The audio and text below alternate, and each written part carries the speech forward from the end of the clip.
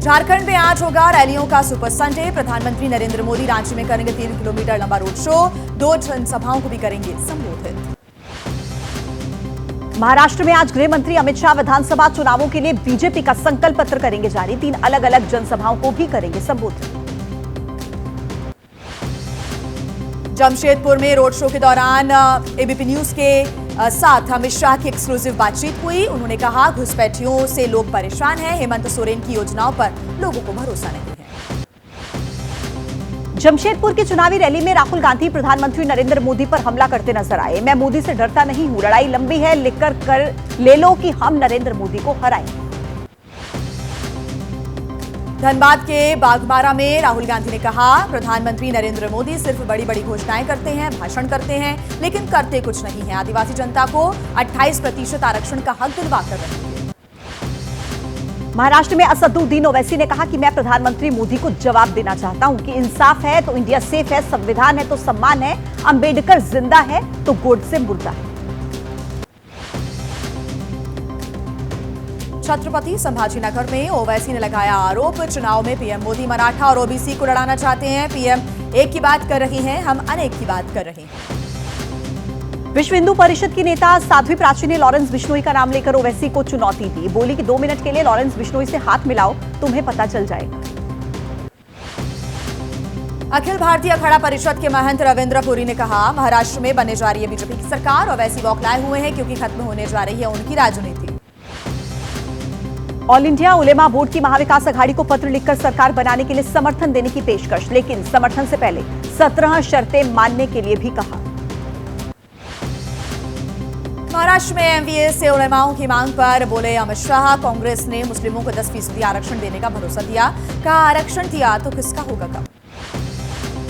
महाराष्ट्र में बोले तेलंगाना के मुख्यमंत्री रेवंत रेड्डी, प्रधानमंत्री से लेकर गृह मंत्री तक झूठ बोलते हैं। हम सबको आरक्षण देंगे, सीएम हमारा ही बनेगा।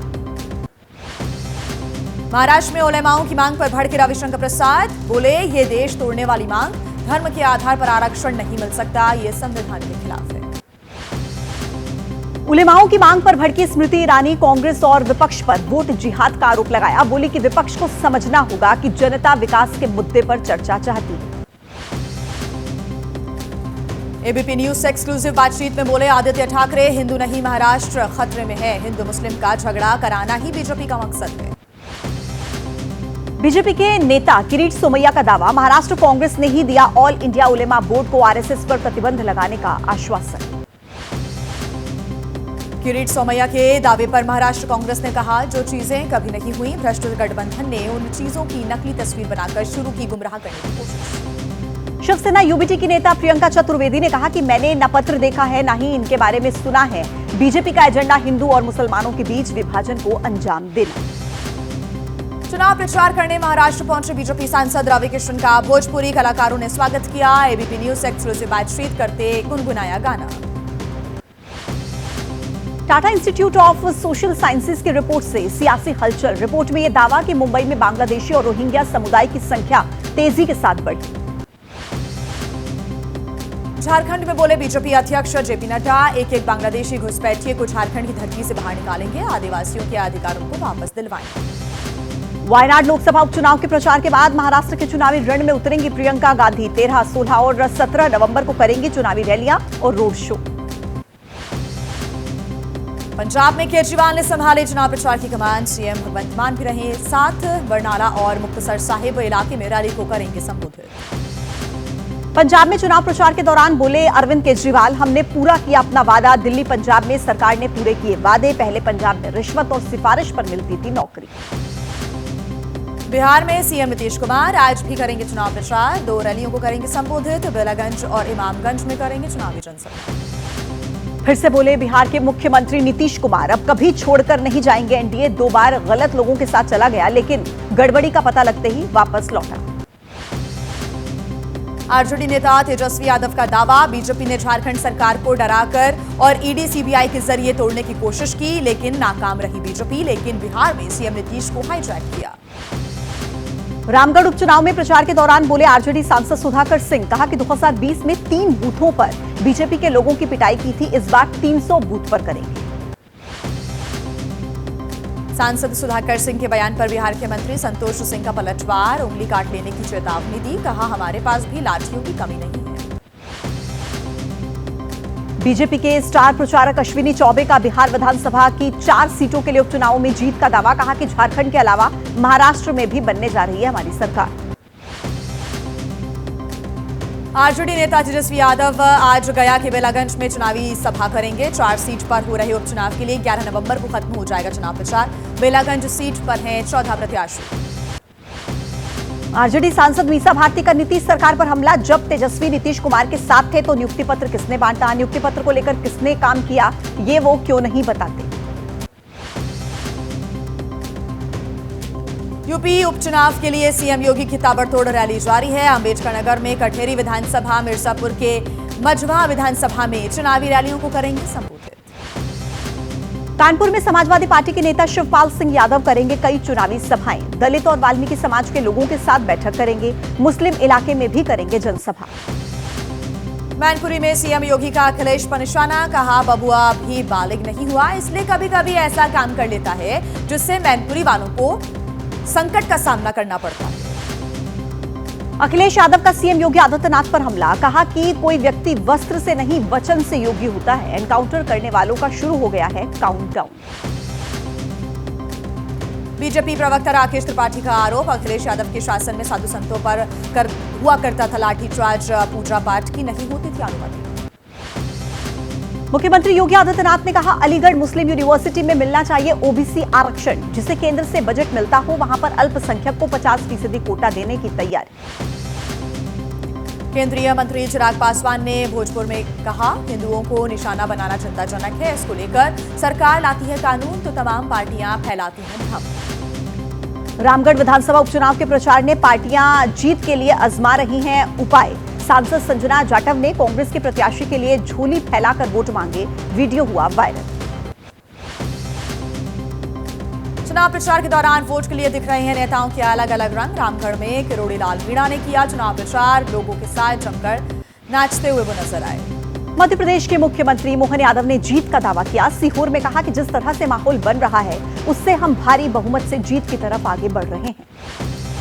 कांग्रेस नेता जीतू पटवारी के बयान पर बोले मध्य प्रदेश के CM Mohan Yadav. ABP news से कहा विधानसभा के बाद लोकसभा की भी सभी सीटें कांग्रेस हारी, अब उपचुनाव में भी हारेंगे। जनसुराज पार्टी के अध्यक्ष प्रशांत किशोर ने बिहार में 13 के बजाय 20 नवंबर को उपचुनाव की मांग की। सुप्रीम कोर्ट में सोमवार को सुनवाई, छठ पूजा का हवाला दिया। नेता प्रतिपक्ष के पद को लेकर पहले दावा ठोकने वाले भूपिंदर हुड्डा के नरम पड़े तेवर, बोले प्रस्ताव पास करके पार्टी हाईकमान को भेजा गया। उत्तर प्रदेश की कुंदर की सीट से उपचुनाव में समाजवादी पार्टी प्रत्याशी हाजी मोहम्मद रिजवान और उनके बेटे सहित 10 से 15 अज्ञात लोगों पर केस दर्ज, सरकारी काम में बाधा डालने और पुलिस को धमकी देने का आरोप। रांची में सीएम हेमंत सोरेन के पर्सनल सेक्रेटरी सुनील श्रीवास्तव के घर आयकर विभाग की छापेमारी। हेमंत सोरेन ने कहा बीजेपी का एक नया कैडर मैदान में निकल आया है। रांची में कल्पना सोरेन ने झारखंड मुक्ति मोर्चा प्रत्याशी के पक्ष में प्रचार किया, कहा कि इंडिया गठबंधन ने राज्य की तस्वीर बदलने की जिम्मेदारी ली, बड़े अस्पताल के लिए इंतजाम किए।